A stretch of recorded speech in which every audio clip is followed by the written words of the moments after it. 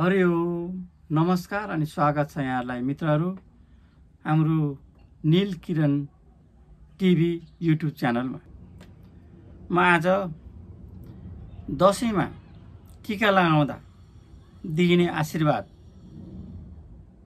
के हो र यो आशीर्वादको वास्तविक नेपाली अर्थ के हो त्यो सम्बन्धी म यहाँहरूलाई जानकारी दिन गइरहेको छु। यहाँहरूले हामीसित जोडिन चाहनुहुन्छ भने पक्कै पनि सब्स्क्राइब गरिदिनु हुनेछ भन्ने म आशावादी रहनेछु। मित्रहरू, हामीले हाम्रो संस्कार र संस्कृतिको बारेमा जानकार भएर पनि ती संस्कार र संस्कृतिको बारेमा अनभिज्ञ भयौँ। अब हामीले पुस्तान्तरणको कुरा गर्छौँ। पुस्तान्तरणमा एकदमै समस्या देखिएको छ र अहिलेका नयाँ पुस्तालाई हरेक कुराको कारण चाहिन्छ। यदि हामीले ती कुराको पुष्टि गर्न सकेनौँ भने नयाँ पुस्ताले स्वीकार्न गाह्रो मान्छन्। हाम्रा बालबच्चामा हामीले मानेको संस्कार र संस्कृतिको हस्तान्तरण गर्न पनि यी सबैको बारेमा पहिला आफै जानकार हुनु जरुरी छ। त्यसैले अब कुरा गरौँ दशैंको टीका लगाउँदा भनिने मन्त्र कस्तो हो त? हामी के मन्त्र भनेर टीका लगाउँछौँ? अर्थात् हामी महिलाहरूलाई कुन स्थानमा राखेर मन्त्र जपेर पूजा गर्छौँ त्यो बारेमा म यहाँहरूलाई उल्लेख गर्न गइरहेको छु। वास्तवमा महिलाहरू भनेको देवी हुन्। हामीले महिलाहरूलाई टिको लगाइदिएर जमारा लगाइदिएर आशीर्वाद दिने होइन। हामीहरूले हाम्रो शास्त्रीय मान्यता अनुसार दशैंमा टीका लगाउँदा महिलाहरूसित हामी प्रार्थना गर्छौँ। महिलाहरूलाई देवीको रूप मान्छौँ र हामीले देवीको रूप मानेर देवीको प्रार्थना गर्दै महिलालाई हामी टीका लगाइदिन्छौँ। पुरुषहरूको हकमा चाहिँ हामी आशीर्वाद दिन्छौँ टीका लगाएर, तर महिलालाई आशीर्वाद होइन, महिलाहरूलाई चाहिँ हामी टीका लगाएर प्रार्थना गर्दै उहाँहरूसित चाहिँ हामी आशीर्वाद ग्रहण गर्छौँ। सर्वप्रथम त महिलाहरूलाई दशैंमा टीका लगाउँदा दिने आशीर्वाद दिने मन्त्रको बारेमा म यहाँलाई जानकारी दिन गइरहेको छु। ओम जयन्ती मङ्गला काली भद्रकाली कपालिनी दुर्गा क्षमा शिवा धात्री स्वाहा स्वधा नमस्तुते।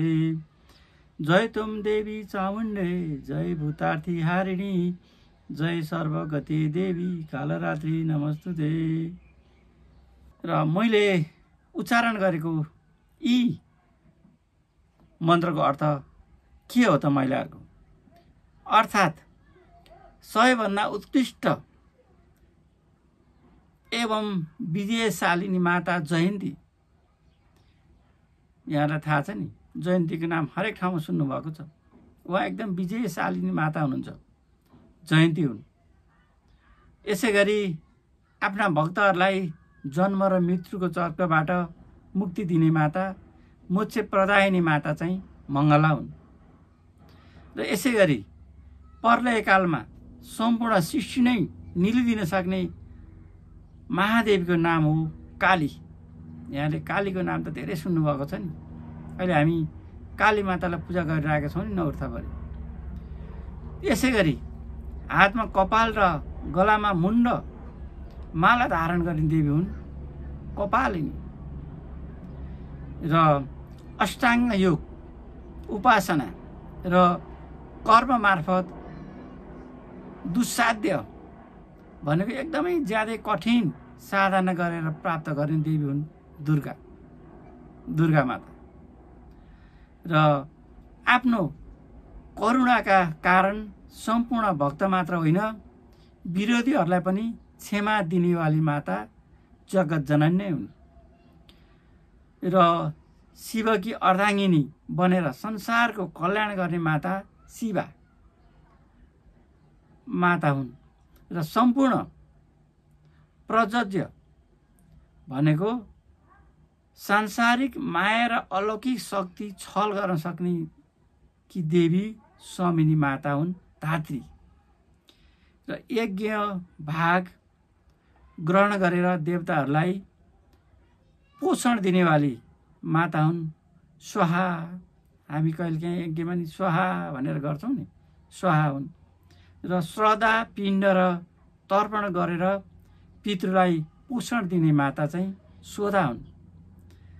र यी सबै देवीहरू, जगदम्बा देवीहरू सबै स्वरूपहरूलाई हामी प्रणाम छ भनेर हामी चाहिँ टीका लगाइदिन्छौँ।